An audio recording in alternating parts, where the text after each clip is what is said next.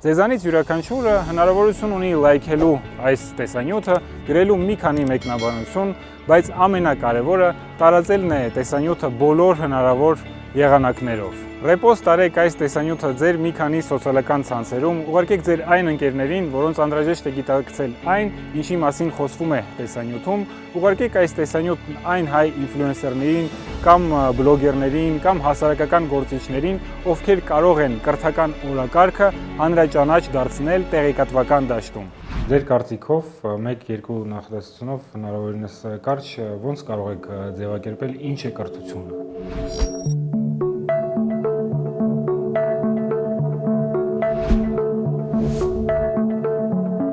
Կրթությունը դա, եթե ընդհանուր ձևակերպումը կտանք, մի սերնդի փորձի փոխանցման process-ն է, մեկ այլ սերնդին։ Ինձ համար կրթությունը անձի կերտում է, նաև անձի բացահայտում։ Եթե մենք կարողանանք այդ երկուսը համատեղել, հավանաբար մարդկությունը ավելի լավ ուղղությամբ կգնա։ Մարդու զարգացման հենքային բաղադրիչն է, որը պայմանավորում է նրա կյանքում ձեռք բերված հաջողությունները։ Այսինքն կրթությունը մարդուն պետք է նրա համար, որ ինքը կարողանա զարգանալ։ Անշուշտ։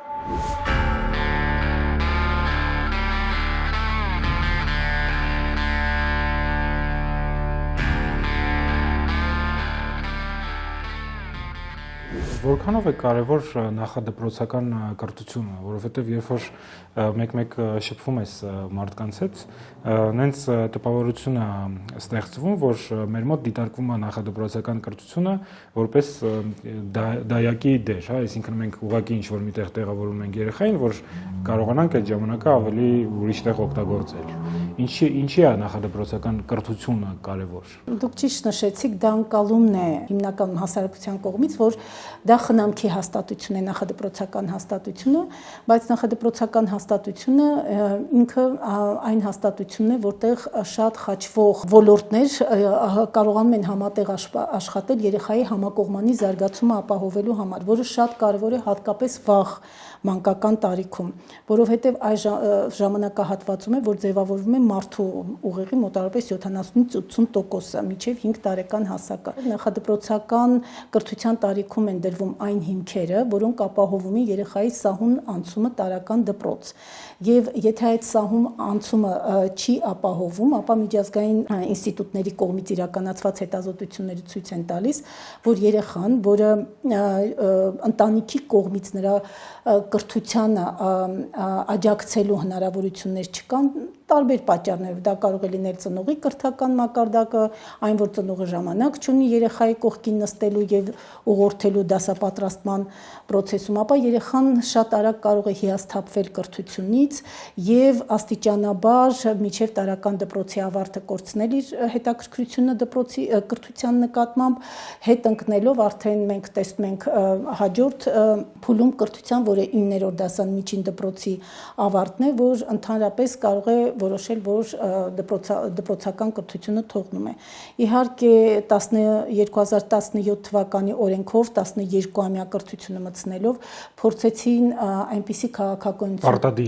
պարտադիր է, այո, որ երեխան կարող է դպրոցում չշարունակել իր կրթությունը, բայց կարող է միջին մասնագիտական որևէ հաստատությունում շարունակել։ Նպատակը այն էր, որ երեխան գոնե կարողանա որևէ արհեստ տիրապետելով թողնել կրթական պարտադիր կրթությունը։ Ձեր կարծիքով Հայաստանում կրթությունը մոդայից դուրս է եկել, թե հասարակությունը ուզում է կրթվի։ Կարծում եմ, որ եթե մենք խոսում ենք հայ հասարակության մասին, մասնավորեցնեմ հայ ծնողի մասին, հա, այսպես հայ ծնողի մոտ երեխան միշտ հիպեր խնամված երեխա է եւ հայ ծնողը այսպես ունի հետեւյալ մի առանձնահատկությունը, ինքը միշտ կրթությունը դիտում է որպես իր երեխայի համար, ուրեմն հնարավոր զարգացման, ինչ որ մի ճակատագրի ճիշտ ուղղորդման գրավական։ Այդ առումով ցավոք սրտի, այսպես հայ ծնողը հաճախակի գնում է ամեն ինչի, որպեսզի իր երեխան կրթություն ստանա։ Բայց իհարկե անցել են այդ ժամանակները, որովհետև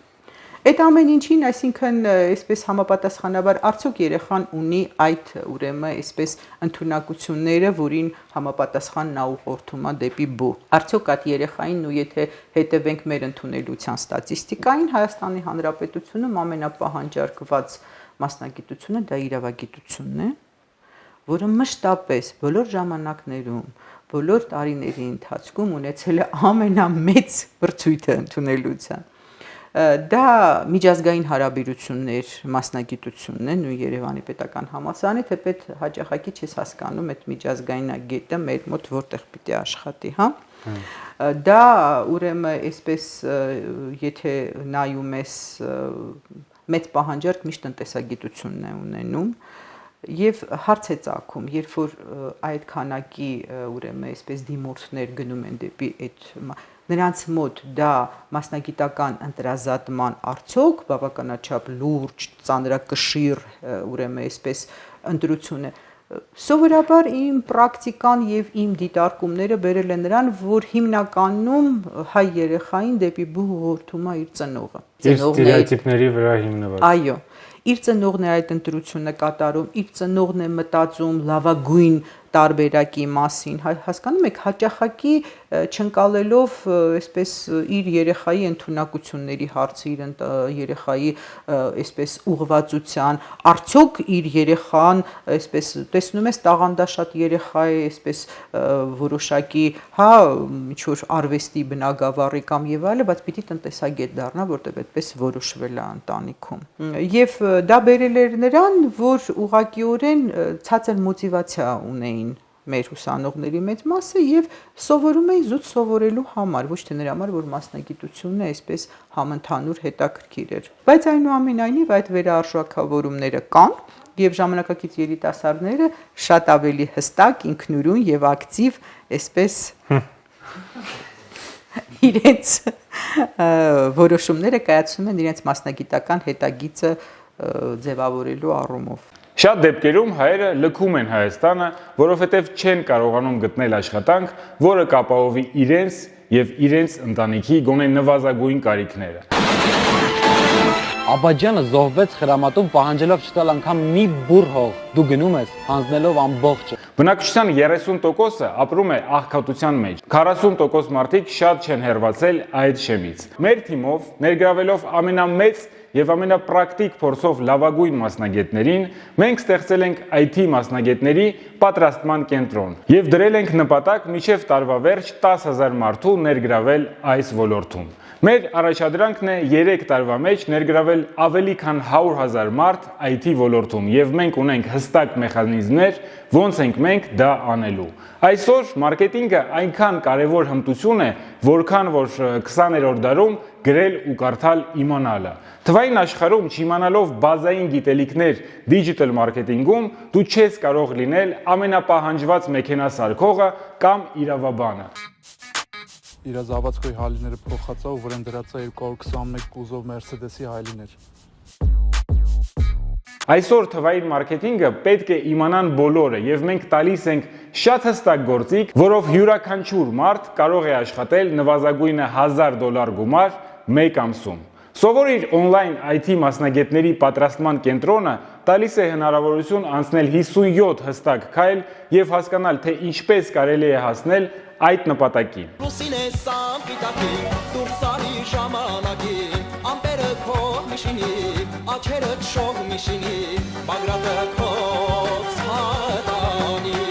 Եվ այսպես 50 վիդեո դաս, 500-ից ավել on-line տեստ, 40 պրակտիկ առաջադրանք, 35 ինստրումենտ պրոյեկտ եւ աշխատանք գտնելու համար, մի շարք հարթակների հասանելիություն եւ ամենակարևորը՝ միջավայր եւ թիմային աշխատանք, որը ձեզ թույլ կտա հասկանալ, թե ոնց կարելի է դիջիտալ մարքեթինգով հասնել առնվազն $1000 ամսական եկամտին եւ անել դա հենց քո համայնքում։ Կարևոր չի որտեղ ես դու ապրում, դու կկարողանաս գնալ եւ բանկամատից հանել այդ գումարը։ Կարճ ասած, հենց հիմա անցիր սովորիր.online կայք լինքով, որը կգտնես նկարագրության մեջ եւ ստացիր անվճար դաս, որտեղ կիմանաս ով է դիջիտալ մարքետոլոգը, ինչով է նա զբաղվում, ոնց եւ որքան է վաստակում գումարը։ Հիմա մենք հավաքում ենք առաջին 500 ուսանողներին եւ եթե դու ժամանակին ես տեսել այս վիդեոն, ուրեմն դեռ հնարավորություն ունես մեզ միանալ։ Հղումը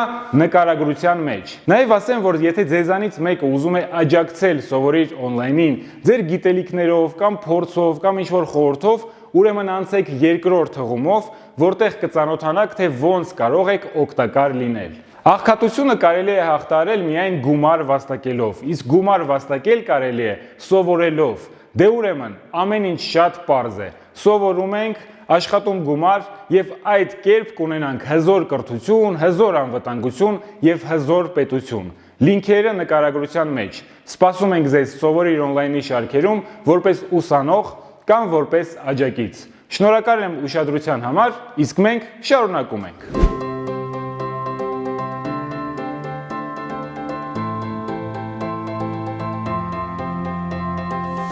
Կուզենայի մի քիչ խոսենք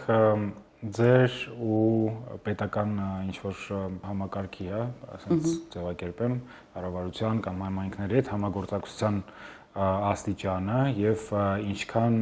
ձեզ հաջողվում է կամ չի հաջողվում ավելի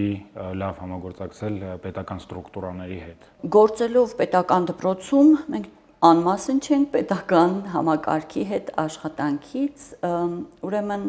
մենք համագործակցում ենք կրթության նախարարության հետ, համագործակցել ենք բոլոր ժամանակներում, որովհետև միայն մեր ուղղվածությունը կրթությանն է, ոչ մենք որևէ քաղաքական ուղղվածության եւ այլն չենք պատկանում, հետեւաբար դա շատ կարեւոր է մեզ համար, որ ի վերջո մեր աշխատանքը ուղղված է կրթությանը։ Եվ այս պահին համագործակցում ենք, ինչպես նշեցի, այն առումով, որ մեր ուսուցիչները գործողվում են դպրոցներ, այնտեղ դասավանդելու համար, միշտ եղել են հնարավորություններ, երբևէ քննարկումներ լինելու պարագայում, հրավիրում են դասավանդիր Հայաստանին, որպես այս ոլորտում իրենց յուրահատուկ ուղղությունը վերցրած կազմակերպություն։ Բայց եթե դուրս գանք քննարկումների կամ ինչ-որ տեսլականի փոխանակումների ասպեկտից, ինչ-որ ձև պետությունը ձեզ աջակցում է։ Եթե նկատի ունեք ֆինանսականը, ոչ։ Ֆինանսական աջակցություն դասավանդիր Հայաստան չի ստանում, բայց մեր բոլոր ուսուցիչները համարվելով հանրակրթական դպրոցի ուսուցիչներ ստանում են աշխատավարձ որպես սովորական ցանկացած դպրոցի ուսուցիչ, իրենք եւս ստանում են աշխատավարձ։ Այսինքն այն մասը աշխատավարձի, որ ստանում է պետական դպրոցի ուսուցիչը, իրանք ստանում են եւ ինչ որ հավելյալ գումարել ձեր կողմից։ Այո, մենք տալիս ենք ֆինանսական աջակցություն, որը նախատեսված է իրենց տվյալ համայնք տեղափոխման համար, այսինքն գնալով այլ համայնք իրենք պետք է կենցաղային որոշակի առումով հարմարեցում կազմակերպեն, որ կարողանան տեղափոխվել։ Այո, ի նկատի ունեմ, սա այն գումարը չէ, որ տրվում է որպես պարգևավճար կամ մի բան։ Սա այն գումարն է, որ մենք հաշվարկել ենք, որ պետք կլինի այլ համայնքում նոր տուն տեղ դնելու համար, կոպիտ ասեմ։ Այնպես որ մեր ամբողջ գաղափարախոսությունը այն փոփոխության վրա է, որին մենք ձգտում ենք, ոչ թե այն հնարավոր ֆինանսական աջակցության կամ աշխատավարձի կամ մյուս բաների։ Գուցե հիմա սա շատ էսպես վեհ թվա կամ պաթետիկ թվա, բայց այդպես չի։ Ես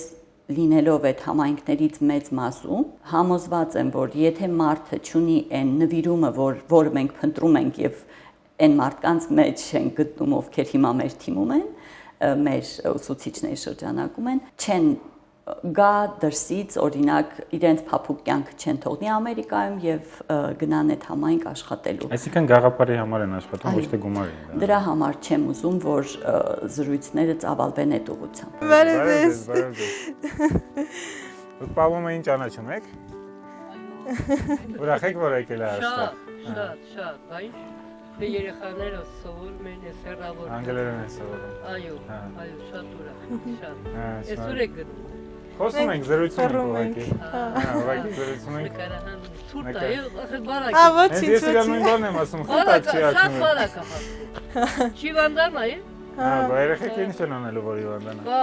Երեք աշակերտ ես մենակ մեր տնից է։ Հա, թորնիկներն են։ Թորնիկներ։ Հա, ցավոք Միքայելը ես ինչքան գիտեմ հիվանդ է, հա, մի քիչ դրամներ Բայց- չկարողացավ մասնակցի։ Իսկ ինքը ստացվում է հենց Հայաստանից է, թե որտեղից է։ Նա Երևանցի է, Երևանցի է։ հա, բայց նա, այսինքն ոտո կոտրվել է, բայց երևի կարաս խոսես նրա հետ, էլի հետաքրքիր է, նրա ապրում է Նեռնացոր, այսինքն Հայաստանում վերջի գյուղ է, Մեգրի կողմի։ Հա, Այսինքն էլի հետաքրքիր է, որ ոնց է վիճակի այնտեղ։ հա, բայց դուք հիմա առանձին եք ապրում։ Նա մնում է 3 օր Նեռնացոր, հետո գալիս է այստեղ։ Դու ստացվում է ինչ ես սովորացնում երեխեքին դպրոցում։ Դու ես չէ՞ ծրագրով աշխատում։ Հա, ես նաև բան եմ, ես էլ եմ անգլերեն, անգլերենի դասեր տալիս, կերպարվեստ։ Մեկ էլ այտենց այդ բանման պատմած կնի, հա, փորձում ենք այդ զարգացման ծրագրեր, եւ այլն, այսինքն իմ ամենամեծ նպատակը հա մի կողմից կրթությունն է, բայց մյուս կողմից նաև այդ աշակերտների մոտ այդ entrepreneur բաները, հա, այդ հմտությունները զարգանան, այլ ոչ թե սպասեն, որ այսա սպուրքից ինչ որ մեկը գալու է կամ, չգիտեմ, պարլամենտից ինչ որ մեկը գալու է, իրանք փորձեն իրենց նախաձեռնությունները ստեղծեն եւ Այսինքն որ իրանք ավելի պրոակտիվ լինեն, ավելի ակտիվ լինեն այն առումով, որ իրանք իրենց վրա վերցնեն պատասխանատվությունը իրանք միջավայրի համար, ճիշտ է, հասկանում։ 100%, հա, 100%։ Հա։ Ես ինչ էի նկատել է, որ այդ պատասխանատվությունը մեր մոտ շուտով արդեն կորել է, մենք մի սպասում ենք, որ ինչ որ մեկը պետք է գա մեզ փրկի, ու այդ մեկը ոչ, այս 30 տարվա ընթացքում կգա ոչ էլ մյուս, այսինքն մենք էլ մեզանով չեն կարողանում, որովհետև այդ հույսը, որ ինչ որ պետք է գա, ինձ թվում է ինչ որ ձևով խանգարում է, ու ինձ փորձը ցույց տվեց, որ երեխաների հետ դա մի քիչ ավելի հեշտ է, ու իրանք ավելի լավ են ընկալում, որ կարող են լինել այդ փոփոխությունը, հա։ Ու իրանք ավելի լավ են ընկալում, իրոք։ Ես ճիշտ ասած ոնց որ այս ծրագրին դասավանդել Հայաստանին ես միացա այն բանով որ ես արդեն համարյա 3 տարի Տանձավեր գյուղում այնտեղ աշխատում եմ։ Հասարակական կազմակերպությունը ինքն իմ տարբեր ծրագրեր էինք անում ու մարդկանց հետ աշխատելուց ես հասկացա ոնց որ երեխաների հետ կամ մի քիչ ավելի ջահելների հետ այդ process-ը մի քիչ ավելի արագ է գնում ու ավելի հիմնական է լինում։ Մեծերն էլ են փորձում, բայց միշտ այդ բանը կա, չէ՞, ընտանիք պետք է պահեն, փողապետ եւ այլն։ Հետո այդ երեխաները իրենց մեծերին կփոխեն իմ կարծիքով։ Հիմա մի քիչ այդ process-ն է, հա։ Նենց որ այդ առումով լավ կլինի ամեն ինչ։ Իսկ ինչ ծրագրեր կան, ասենք, բայց դու ծավում չես, դու ուրիշ գյուղում ես։ Ես Նռնաձորում եմ։ Որտեղ։ Նռնաձոր։ Նռնաձոր։ Միվադի։ Դա Հայաստանի վերջի գյուղն է։ Դեպի Պարսկաստան, Արաքսի վրա հենց։ Հա, օքեյ։ Զանգիլան։ Ստեղից հեռու է։ Աստեղից 50 րոպե տենց։ Մի ժամ ճանապարհ։ Իսկ ինչ որ պլաներ կան, ինչ զարգացման ծրագրեր կամ ինչ որ բաներ իրականացնել այնտեղ, որ այդ գյուղը շնչի, ապրի, զարգանա։ Այո, ճիշտ ասած Նռնաձորը իր յուրահատկություններ ունի, որտեղ այնտեղ չեն թողում մտնեն մարդիկ, որ գյուղում չեն ապրում կամ ինչ որ կապ չունեն, արտասահմանցիներին հաստատ չեն թողում, որտեղ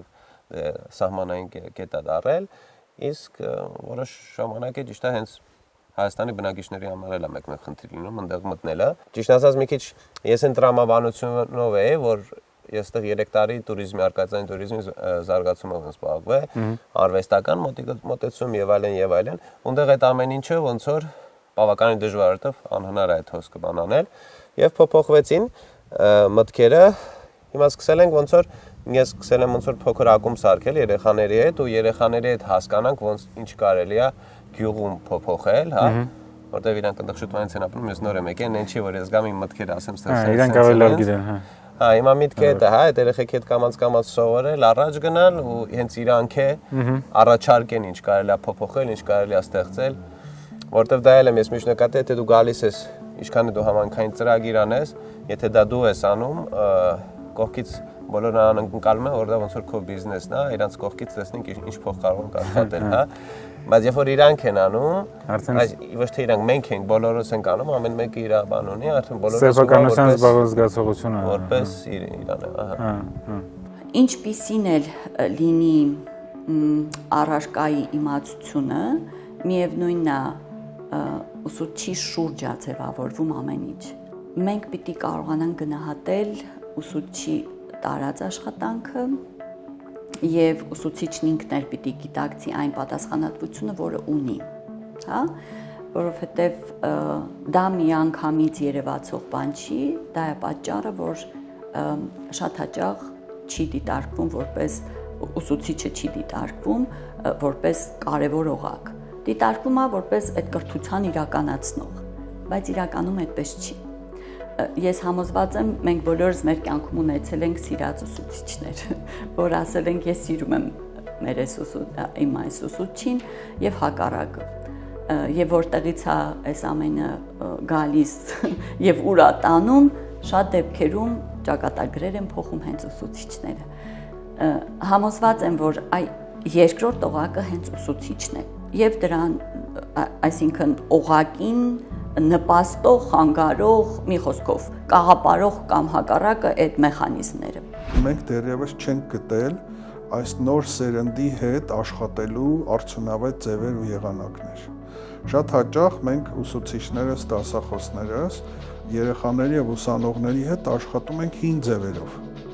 Այնպիսի ձևով, որ այս երեխան ոչինչ չգիտի, ոչ ինտերնետ կա, ոչ կրթության այլ հնարավորություններ կան եւ ինքը այդպես դատարկ գլխով եկել է դպրոց կամ համալսարան։ Իրականում իրենք շատ բան գիտեն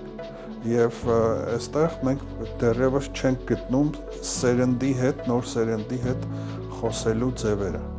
Սա երկրորդ խնդիրն է, դրա համար երկխոսությունը ուսուցիչ, աշակերտ, դասախոս, ուսանող այնքան էլ լավ չի ստացվում մեզ մոտ։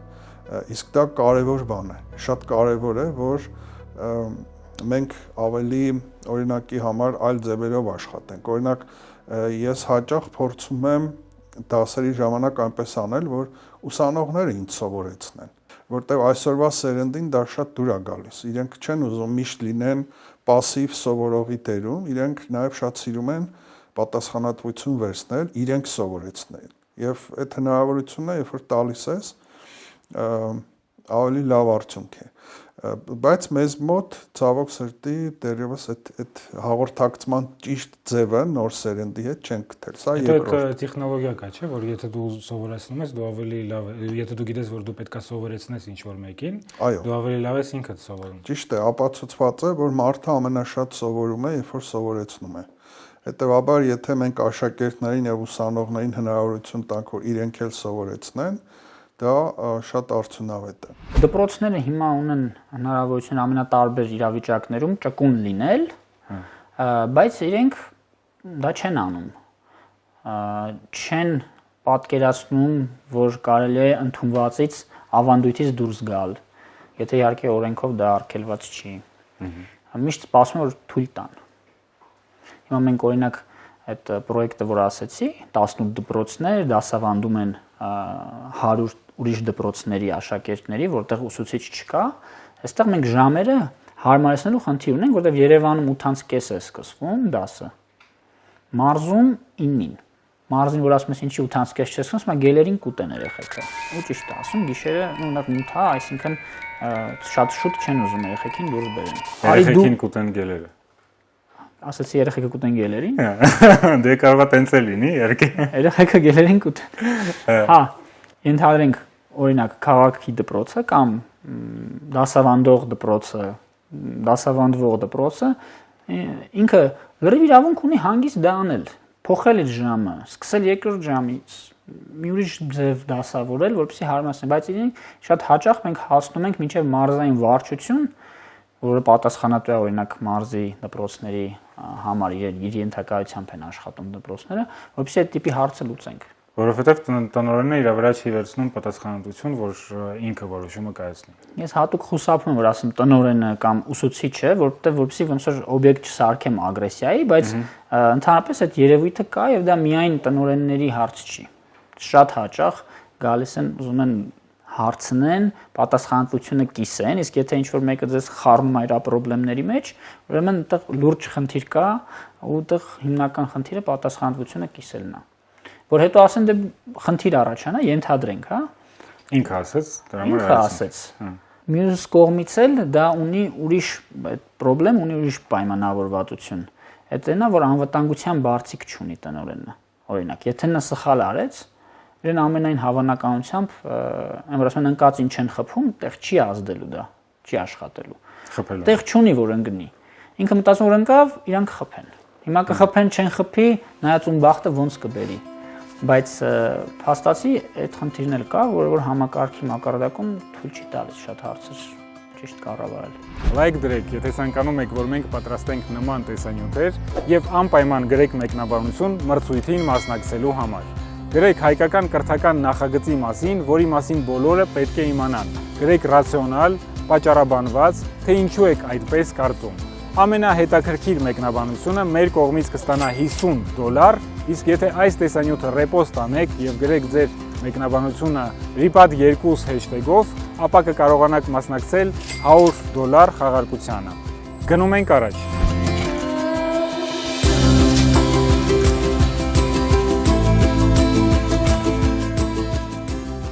Դուք հաստատ ունեք ինչ-որ ստրատեգիա, չգիտեմ, 5 տարվա կամ հեռանկարային տեսլական ունեք, ոնց եք զարգանալու։ Ոնց կարա այդպես բան լինի, որ ասենք, չգիտեմ, նախարարությունն կամ նախարարությունը չի ինչ-որ պետական մարմինները ամենակարևոր ոլորտներից մեկում, երևի ամենակարևոր ոլորտում, այդպես ասենք, կրթության մեջ տեսլական չունեն։ Ես կարող եմ անդերյակ եմ։ Ես մի անգամից ասեմ, կարող է տեսլականը կա թղթերի վրա ինչ-որ տեղ գրած։ Համոզված եմ ինչ-որ արխիվներում կա, բայց տեսլականը մի քիչ ուրիշ բանի մասին է։ Ես այսօր արթնացա, ես եկա աշխատանքի, արեցի X գործողությունները, ես պետք է հասկանամ այդ գործողությունները որ մասն են այդ տեսլականի ուղղությամբ շարժվելու մեջ։ Ֆունդամենտալ բաներ են պետք, որ բոլորը ում մենք հարցնենք, իրանք իմանան, թե ինչի համար են աշխատում, ինչ արդյունքի են ուզում հասնեն։ Ամեն մի որոշում կայացնելով COVID-ի պատճառով հեռակա գնալ, չգիտեմ, այս հայոց պատմությունը սենց ներկայացնելու մեջ ինչ նպատակ կա, հայ առաքելական եկեղեցու պատմությունը պետք է աստրոֆիզիկոսին սովորեցնել, թե չէ։ Այդ հարցերին պատասխանելուց չի կարելի ամեն անգամ ռանդոմ ֆունդամենտ մտածել, թե ինչի ենք մենք այդպես որոշում։ Պետք է ֆունդամենտը լինի այդ տեսլականի մեջ։ Եթե ինչ եք կարծում, եթե սի մենք ներառենք ծրագրի մեջ, դա կմոտեցնի մեզ այս նպատակին, թե չէ։ Так, տեսլականն էլ ինչ խնդիրներ մենք ունենք։ Երկրորդը մարդիկ դրսից, եկեք սենց նշեմ, Սփյուռք առաջի հերթին, Սփյուռքի ներգրավվածությունը Հայաստանի կրթության մեջ եւ ոչ մի դեպքում էսի Սփյուռքի հանդեպ մեղադրանք չի, թե ինչի չեն մասնակցում, որովհետև հրավիրողա պետք եւ համակարգը պետք է պատրաստ լինի։ Իմանայի, քեզ ոչ մեկ չի հրավիրել, չէ՞։ Դու Սփյուռք ես, դու դիասպորայից ես եկել։ Հա, 5 տարի առաջ, 6 տարի առաջ ես Սփյուռքը հայ։ Այսինքն միանշանակ չի, որ պետք է ինչ-որ մեկը հրավիրի, այսինքն կան մարդիկ, որոնք որ կարան իրանց ուժերով գան, կա, եթե պետական մակարդակով ենք նայում, պետությունը պետք է այդ ներուժը օգտագործի, այսինքն ինքն ինչ-որ ճանապարհներ պետք է ստեղծի, որ ավելի հեշտ լինի քո նման մարդկանց օրինակ ներգրավել կրթության համակարգում։ Ես բանի կողմնակից եմ էգոիստական շահերի, այսինքն ամեն մարդ, ով տեղափոխվում է, ինքը չպետք է տեղափոխվի, որովհետև ստեղ է Մասիսար երևում եւ ստեղ, չգիտեմ, Ծիրանը ավելի համով է, փոլփոլակներն էլ շարած են, այդ երկարատև մոտիվացիա չի կարող լինի եւ Հայաստանին օգուտ տալն էլ ուղակի ճիշտ sense երկարաժամկետ մոտիվացիա չի։ Ամեն տեղ մարդ պետք է գտնի ինքը իր համար ինչ օգուտ է տեսնում։ Ես տեղափոխվել եմ, որովհետև ես տեսել եմ, որ ես կարամ ստեղ առաջինը ինչ որ ներդրում ունենամ սոցիումի մեջ, դրանից հաճույք ստանամ, էգոիստական հաճույք, բացի դրանից ես տեսել եմ բիզնեսի հնարավորություններ եւ այս պահին օրինակ ACA-ի տեսլականը եթե նայենք, ինքը գլոբալ կրթության մեջ է, որ Հայաստանը որպես բազա օգտագործելով մենք դառնալու ենք EdTech պլատֆորմա դրսում, որ մեր հաճախորդները բացի Հայաստանից նաև դրսում լինեն եւ Հայաստանում մենք կարողանանք ինչ-որ սոցիալական պրոյեկտներ կամ ներդրումներ անել։ Այսինքն շահեր ամեն մեկը պետք է ունենա տեղափոխվելուց Հայաստան։ В принципе, очень много обсуждается то, что раньше было советское образование, оно очень много давало, да, там, и в принципе оно было, ну, считалось одним из лучших в мире. С тех времен прошло достаточно много времени, и что в принципе изменилось в образовании, и отличается ли образование 21 века от того, что к чему мы привыкли, да, то есть через что мы проходили и какие это возможности нам дает. И вообще, чем отличается образование 21 века от образования 20 века? Отличительная особенность советского образования как раз там был большой упор на пропаганду и на формирование идентичности людей. И уже был этот термин, который используется часто, это homo sovieticus, да, который действительно был сформирован такой тип людей, и это результат такого системного и последовательной системы образования, формирования такого типа человека. Потому что пропаганда имела серьезное такое значение. Вопрос, что ситуация изменилась, и то, что тот старый рецепт не вернется. И кроме того, мы должны понимать, что еще значительно изменилась среда, изменилась эпоха. То, что было тогда, и опять же это вот различие 20 века и 21 века, образование 20 века выполняло заказ, так скажем, индустриального общества, где нужно было большое количество людей, которые бы выполняли одновременно операции,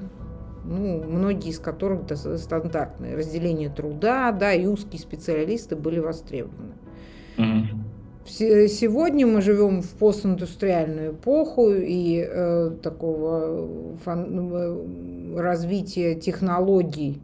очень быстрого развития технологий, основной запрос именно на индивидуальности и на творческих людей.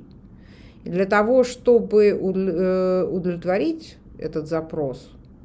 который существует и со стороны работодателей, важный аспект – это именно развитие творческих профессий, творчества и гуманитарного образования.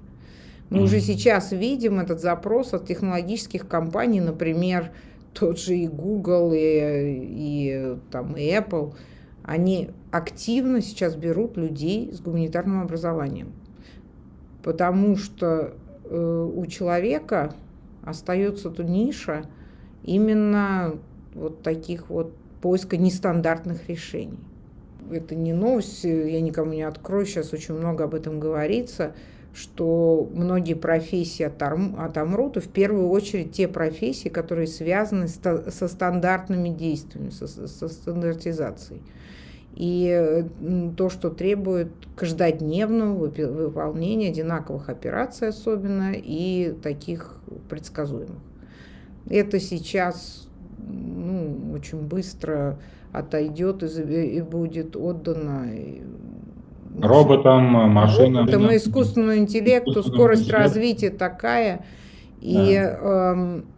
мы уже сейчас видим там банковский сектор, и все, что связано с бухгалтерией, и, я не знаю, даже юристы, и даже часть врачей. Сотни, миллионы людей, которые сейчас находятся на таких престижных и